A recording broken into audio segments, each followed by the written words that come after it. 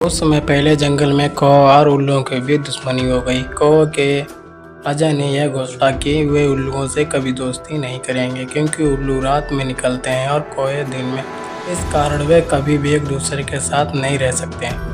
एक दिन उल्लुओं के राजा ने यह तय किया कि जब कौवों से लड़ाई करनी चाहिए। कौवों ने भी उल्लुओं के खिलाफ युद्ध की तैयारी शुरू कर दी। कौवे के राजा ने अपने साथियों से सलाह मांगी कि इस युद्ध में जीत कैसे हासिल की जाए। तभी एक बूढ़ा व समझदार कौवा सामने आया और उसने राजा से कहा, युद्ध में जीत तभी संभव है जब हम दुश्मन के बारे में पूरी जानकारी प्राप्त कर लें।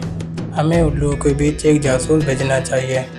बूढ़े कौवे ने खुद को उल्लुओं को अमीर दिखाने की योजना बनाई। वह उल्लुओं के पास गया और कहा, मैं कौवों से नाराज हूँ और अब उनकी मदद नहीं करना चाहता हूँ। मैं अब तुम्हारे पक्ष में लड़ना चाहता हूँ।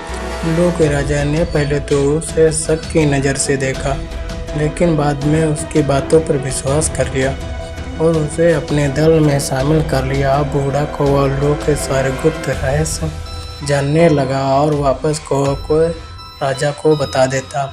जब उल्लुओं ने युद्ध की योजना बनाई तो कौवे को पहले से इसकी जानकारी मिल गई और उन्होंने अपनी सुरक्षा के पुख्ता इंतजाम कर लिए।